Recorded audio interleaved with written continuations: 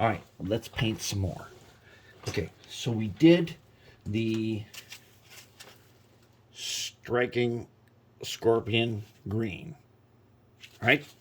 Okay, now we got all three of them out here, and I've masked them off. Because what I want to do is get this stripe on top. And the reason is, if you follow the methods of grimdark painting, this is what you do. When you're kind of stuck and you've got something like this is kind of weird, right? Hey, at least one of you has pointed out this is a little bit strange. Exactly. All right? What you do is you put a stripe on it. You put a stripe on it. We're going to put a stripe on it, but we're going to sponge it. Yes, I got to show you sponge painting. So this is a makeup sponge. You can get these anywhere. Any drugstore, any Walmart, wherever you get a pack of them. Tons of them. And we're going to sponge that stripe. And it's going to be awesome. And then later, we will come back and detail it out. Okay, so let's take this. We're going to take a layer of paint. This happens to be White Scar. All right, it's a pure white. Now, I also have this white, this acrylic white. I got it in the wet palette over here. Okay, so you can use this. And at Michael's and Joanne, Hobby Lobby, wherever, Tuesday morning, you can get these paints. You get a huge set of them. These are good paints. But the Citadel paints are still an order of magnitude better. All right, so let's go ahead. Let's do this. All right, so what I'm going to do, shake it up. Pool noodle. You've got to have the pool noodle so that you don't spill it everywhere. All right, I've got a little cup here with some water in it. I should not need it, but I've got it just in case. All right, now what I want to do is I want to take the sponge. I'm going to take it over here. And I'm going to sponge just on the corner a little bit out of the pot right there. I dab it on the paper towel. Okay, now I'm going to go ahead. I'm going to sponge this. As you can see, I'm going to sponge it. And I'm not going to have to worry about bleed through on the paint because I'm sponging it. All right. Take a little, and then I'm going to sponge it.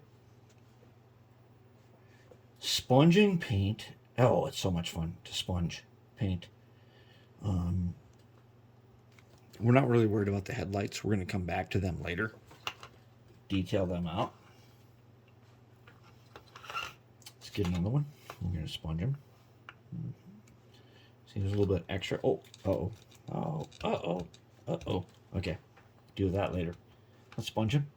Sponge, sponge, sponge. I'm going to sponge them. And guess what? When you sponge something, you can't have brush strokes because you're sponging. All right, we're going to sponge, sponge, sponge. Sponge. We're going to get some paint. And we're going to go ahead and sponge. Sponge, sponge, sponge. Painting with a sponge when you're masking. Now, if you're a prototype guy, I'll tell you right now, if you're a prototype guy and you got your prototype paint, sponging it will give you a way better effect than anything else.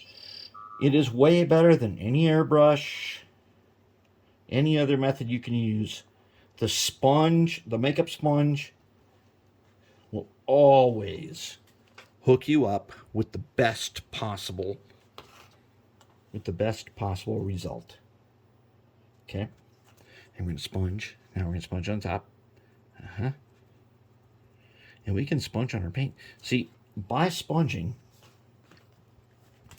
we're not going to have any paint going through that mask because we're sponging right on top of it. there isn't any paint that's going to go through there. We're going to have to do it a couple times. But we are not going to have paint running through that. And here's the result of that. See that? Perfect line. Perfect line.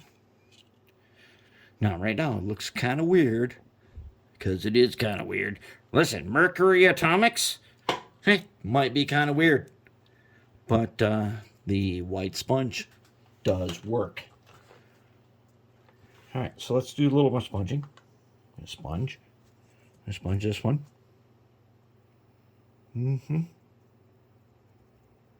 Sponge that guy. We will go ahead and sponge the end here. You can wipe sponges, but and this smokestack in the middle, that's the smokestack.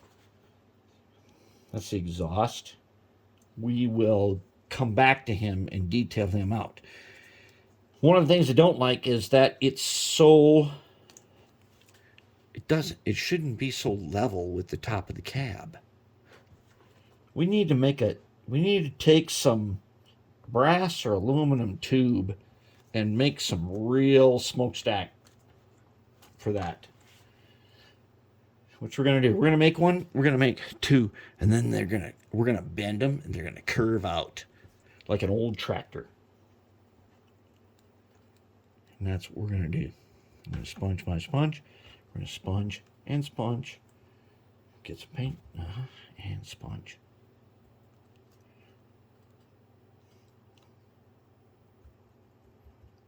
With this contrast paint, we're not totally worried about having it totally perfect. We don't need it totally perfect. What we need it to be is just plain flat. And the sponge does that. The makeup sponges everything. Now, I've got some buildings that I've done recently. And I've got one right over here. Remember the Ziosk building? This thing's so big. I don't even know if I can show it to you. It's so huge. And this is only a small part of it. This is all sponge painted. Okay? It's all sponge painted. And now we're going to go back and detail it. A bunch of people ask me, why is there a number 4 on a bunch of stuff? All right. If you've made it this far in the video, I will reveal the final secret.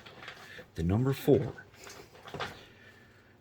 Why there is a number 4 in everything is 4. You should think of 4 like the 4th quarter of a game where your team is behind. All right? And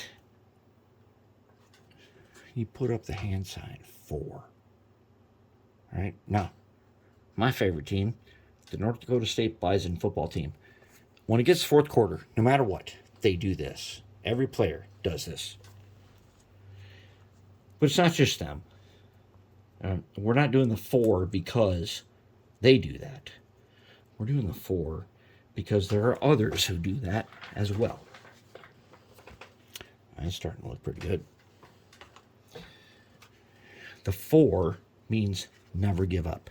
Remember, we're working in the future here. And in the future, there were some tough times. We're modeling the future after the really tough times. And why are there 44 tonners in the future? Well, here's the thing. Scrap metal is at premium. An old man Karsk, and Karsk Iron Metal, their scrap metal is at a premium. So they send out teams all over to the forbidden zones. And in the forbidden zones, they might find a bunch of junked 44 tonners, and they bring back, and you don't need to recast the frame because it's already there. What do? They remotor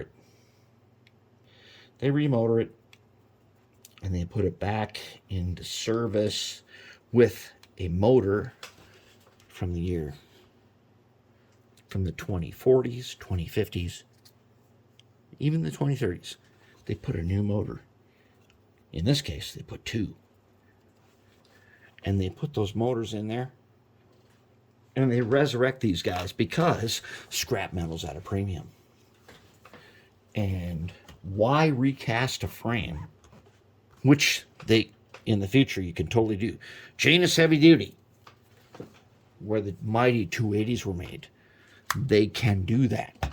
But they can also take an old guy and they can bring him back to life with new motors and new everything and save the frame so they don't have to melt it down. And we've got some new locomotives. All right, that's it for this part. We'll come back in a while with some other stuff.